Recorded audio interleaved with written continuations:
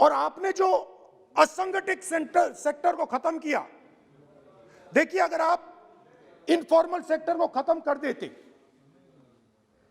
और manufacturing jobs आप create कर देते तो फिर इतनी प्रॉब्लम नहीं आती, फिर दो हिंदुस्तान नहीं बनते। मगर आपने क्या किया? आपने असंगठित सेक्टर को खत्म कर दिया। नोटबंदी, जीएसटी, कोरोना, सारे के सारे जो स्मॉल और मीडियम बिजनेसेस उनको आपने बंद कर दिया। बोलने दीजिए, बोलने दीजिए। सारे के सारे जो स्मॉल एंड मीडियम इंडस्ट्री है आपने उसको खत्म कर दिया, नष्ट कर दिया। अगर आप उनकी मदद करते और अगर आप उनकी मदद करते, उनको सपोर्ट देते, तो फिर मैन्युफैक्चरिंग सेक्टर तैयार हो सकता था। मगर जो लोग आपका मैन्युफैक्चरिंग सेक्टर बना सकते थे उनको आपने खत्म कर दिया। तो आज हिंदुस्तान में आप made in India, made in India, made in India की बात करते रहते हो। मेड इन इंडिया हो ही नहीं सकता। आज बात खत्म हो गई है, क्योंकि मेड इन इंडिया वाले हैं कौन? मेड इन इंडिया वाले स्मॉल मीडियम वाले हैं, उनको आपने खत्म कर दिया। मेड इन इंडिया वाले कौन हैं? असंगठित लोग हैं, उनको आपने खत्म कर दिया, हटा दिया, परे कर दिया। मेड इन इंडिया नहीं होने वाला है। अरे भाई, मेड इन इंडिया करने के लिए, मेड इन इंडिया करने के लिए स्मॉल और मीडियम इंडस्ट्री को ही बड़ा करना पड़ेगा। बिना स्मॉल और मीडियम इंडस्ट्री को सपोर्ट दिए मेड इन इंडिया हो ही नहीं सकता है। और अगर आप पूछते हैं तो मैं आपको बताता हूं, मैन्युफैक्चरिंग जॉब्स की अगर हम बात करें तो मेरे पास आंकड़ा है यहां पे, पिछले 5 साल में मैन्युफैक्चरिंग जॉब्स 46% कम हुए हैं। 46% drop in manufacturing jobs in India. Why? Because you have destroyed the unorganized sector. Why? Because you have destroyed MSMEs. That is why you are focusing completely on 5 or 10 people. I don't have a problem with that. I don't have a problem with big industry. Focus on them. But please realize that they cannot produce jobs for you. Small and medium industry is the only people who can produce jobs for you. That is the reality. There are two competing visions of this country, which is frankly the main difference between us and them. If you read the Constitution of India, you will find, and many of my colleagues who have not read it should look at it, you will find that India is described as a union of states. India is not described as a nation, it is described as a union of states. What does that mean? That means my brother from Tamil Nadu has to have the same right as my brother from Maharashtra, as my sister from Maharashtra, as my brother from Uttar Pradesh, as my brother from Bihar, as my sister from Manipur, Nagaland, Mizoram. That's what it means. What it means, Jammu Kashmir, of course Jammu Kashmir, Nagaland, of course, Andaman Nicobar, of course. That is Lakshadweep. Now what is the difference? You have to understand this. This is a serious matter. I would like to have your view on it. And I would like this Parliament House to start serious discussions instead of the type of discussions that we're having. That is why it is serious. It is serious, and I would like a serious response. Right? What I heard, frankly, what I heard in the first address today was not serious. What I heard Mr. Dwivedi say was not serious. It did not behoove this House. It was not at the standard that this House should be used to. It is not at the standard that India should watch. Now, let me come back to the discussion. Let me come back to the discussion, Speaker Sir. There are two visions.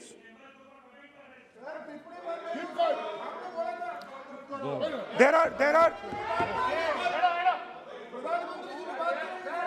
are two visions of this country.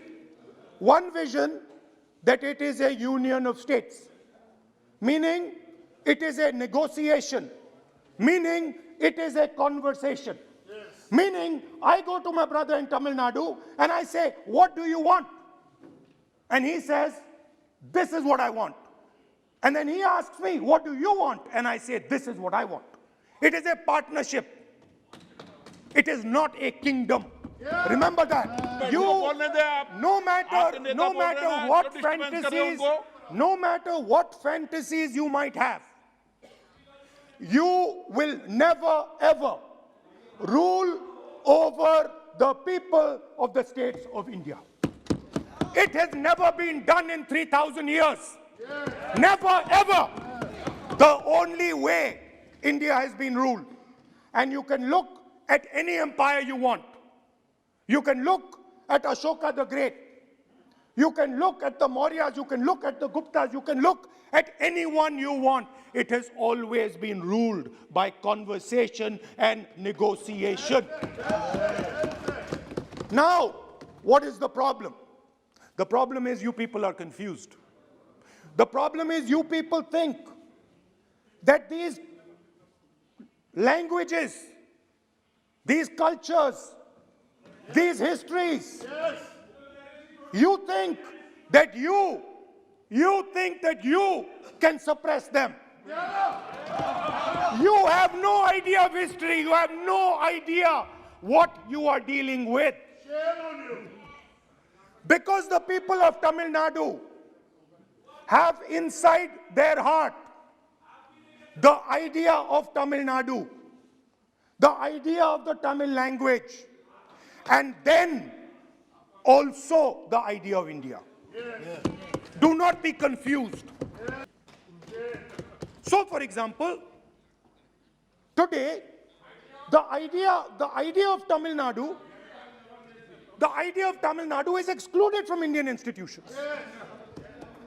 They can keep coming to you again and again and again and again and saying, need, and you will say, no, get out of here. Right? They do not have a voice in your framework. The farmers of Punjab can stand up and say, we do not agree with these 3 laws.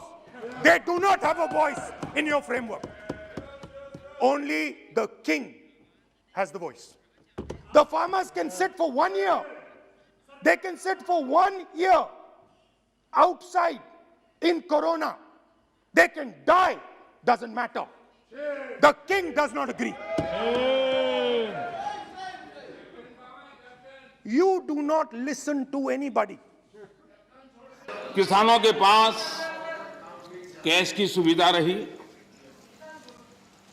ऐसे कदमों से ही इतने बड़े sector को shocks और disruption से हम बचा पाए। इसी प्रकार से एमएसएमई सेक्टर, ये उन सेक्टरों में था जिसको आत्मनिर्भर भारत पैकेज का सबसे अधिक लाभ मिला।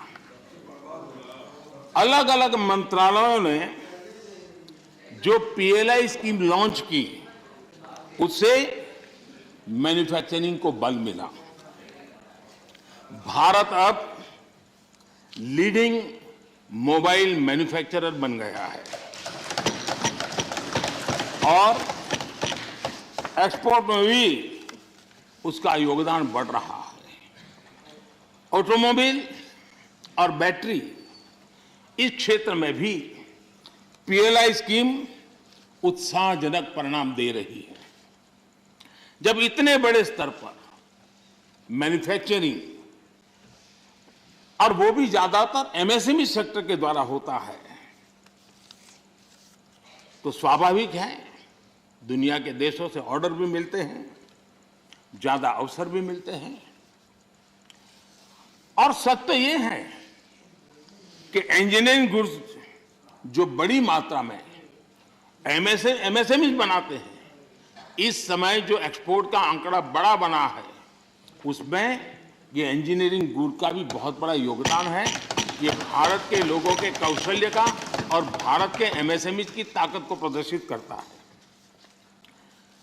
हमारी डिफेंस मैन्युफैक्चरिंग इंडस्ट्री को हम देखें, यूपी और तमिलनाडु में डिफेंस कॉरिडोर बना रहे हैं। एमओयू जो हो रहे हैं, जिस प्रकार से लोग इस क्षेत्र में आ रहे हैं, एमएसएमई क्षेत्र के लोग आ रहे हैं डिफेंस के सेक्टर में, ये अपने आप में उत्साहवर्धक है कि देश के लोगों में सामर्थ्य है और देश को डिफेंस के क्षेत्र में आत्मनिर्भर बनाने के लिए हमारे एमएसएमई क्षेत्र के लोग बहुत साहस जुटा रहे हैं, आगे आ रहे हैं। आदरणीय सभापति जी, एमएसएमई को जेम उसके माध्यम से सरकार में जो सामान की खरीदी होती है उसका एक बहुत बड़ा माध्यम बनाया है और वो प्लेटफॉर्म के कारण आज बहुत सुविधा बनी है। उसी प्रकार से हमने एक बड़ा महत्वपूर्ण निर्णय किया है। वो निर्णय ये है कि सरकार में 200 करोड़ रुपए तक के जो टेंडर होंगे वो टेंडर ग्लोबल नहीं होंगे, उसमें हिंदुस्तान के लोगों को ही अवसर दिया जाएगा और जिसके कारण हमारे एमएसएमई सेक्टर को और इसके द्वारा हमारे रोजगार को बल मिलेगा। आदरणीय सभापति जी, इस सदन में आदरणीय सदस्यों ने रोजगार के संबंध में भी कुछ महत्वपूर्ण बातें उठाई हैं, कुछ लोगों ने सुझाव भी दिए हैं। कितनी जॉब क्रिएट्स हुई है। आदरणीय सभापति जी, सत्ता किसी की भी हो, सत्ता में कोई भी हो, लेकिन देश के सामर्थ्य को कम नहीं आंकना चाहिए। हमने देश के सामर्थ्य का पूरे विश्व के सामने खुले मन से गौरवगान करना चाहिए। देश के लिए बहुत आवश्यक होता है।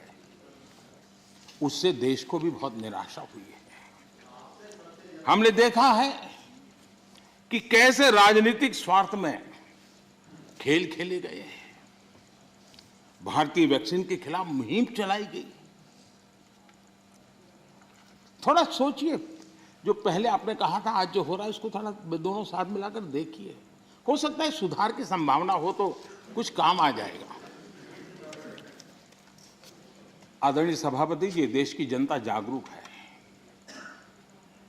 और मैं देश की जनता का अभिनंदन करता हूं कि उनके हर छोटे मोटे नेताओं ने ऐसी गलती की तो भी उसने इस संकट के समय ऐसी बातों को कान पर लिया नहीं और वैक्सीन के लिए कतार में खड़े रहकर के अगर ये ना हुआ होता तो बहुत बड़ा खतरा हो जाता। लेकिन अच्छा हुआ, देश की जनता कुछ नेताओं से भी आगे निकल गई। ये देश के लिए अच्छा है। आदरणीय सभापति जी, इस पूरा कोरोना कालखंड एक प्रकार से फेडरल स्ट्रक्चर का उत्तम उदाहरण मैं कह सकता हूं। 23 बार शायद किसी एक प्रधानमंत्री को एक कार्यकाल में मुख्यमंत्रियों की इतनी मीटिंग करने का अवसर नहीं आया होगा। लेकिन आदरणीय सभापति जी, कभी आत्मचिंतन करने की जरूरत है कुछ लोगों को। जब कोरोना की ऑल पार्टी मीटिंग बुलाई गई, सरकार की तरफ से विस्तार से प्रेजेंटेशन देना था और एक तरफ से कोशिश की गई कि कुछ दल न जाए, उनको समझाने की कोशिश हुई और खुद भी नहीं आए, ऑल पार्टी मीटिंग का बहिष्कार किया। और मैं शरद राव जी का फिर से आभार व्यक्त करना चाहूंगा। शरद राव जी ने कहा, देखिए भाई, ये कोई यूपीए का निर्णय नहीं है, मैं जिसको कह सकता हूं मैं कहूंगा। और शरद राव जी आए, बाकी टीएमसी सहित सभी दल के लोग आए और उन्होंने अपने बहुमूल्य सुझाव भी दिए। ये संकट देश पर था, मानव जात पर था, उसमें भी आपने बहिष्कार किया। ये पता नहीं आपके एडवाइस की कौन है जी, कौन कहां से आप सलाह लेके आते हैं, आपका भी नुकसान कर रहे हैं जी। देश रुका नहीं, देश चल पड़ा, आप अटक गए और हर एक को आश्चर्य हुआ। सब लोग, आप दूसरे दिन के अखबार देख लीजिए, क्या आपकी आलोचना हुई है, क्यों ऐसा किया, इतना बड़ा काम। लेकिन आदरणीय सभापति जी, हमने होलिस्टिक हेल्थ केयर पर फोकस किया। आधुनिक चिकित्सा परंपरा, भारतीय चिकित्सा पद्धति, दोनों को आयुष मंत्रालय ने भी इस समय बहुत काम किया। सदन में कभी कभी ऐसे मंत्रालयों की चर्चा भी नहीं होती है। विदेशी चश्मे के बजाय स्वदेशी संकल्पों के रास्ते पर चल। अगर कांग्रेस न होती तो इमरजेंसी का कलंक न होता। अगर कांग्रेस न होती तो दशकों तक करप्शन को संस्थागत बनाकर नहीं रखा जाता। अगर कांग्रेस न होती तो जातिवाद और क्षेत्रवाद की खाई इतनी गहरी न होती। अगर कांग्रेस न होती तो सिखों का नरसंहार न होता। सिखों का नरसंहार न होता। सालों साल पंजाब आतंकी आग में न जलता। अगर कांग्रेस न होती तो कश्मीर के पंडितों को कश्मीर छोड़ने की नौबत न आती। अगर कांग्रेस न होती तो बेटियों को तंदूर में जलाने की घटनाएं न होती। अगर कांग्रेस न होती तो देश के सामान्य मानवी को घर, सड़क, बिजली, पानी, शौचालय, मूल सुविधाओं के लिए इतने सालों तक इंतजार न करना पड़ता। आदरणीय सभापति जी, मैं गिनता रहूंगा। खड़गे जी आपने भी 1 घंटा बोला। 1980 में एमजीआर की सरकार को किसने डिसमिस किया था? आंध्र प्रदेश में किसने एनटीआर की सरकार को अस्थिर करने की कोशिश की थी? और वो भी जब वो बीमार थे। वो कौन सा दल है जिसने मुलायम सिंह जी यादव जी को सिर्फ इसलिए तंग किया था क्योंकि मुलायम सिंह जी केंद्र की बातों के साथ सहमत नहीं होते थे? कांग्रेस ने अपने नेताओं तक नहीं छोड़ा है। आंध्र प्रदेश में कांग्रेस सरकार अहम भूमिका निभाई। उसके साथ क्या किया?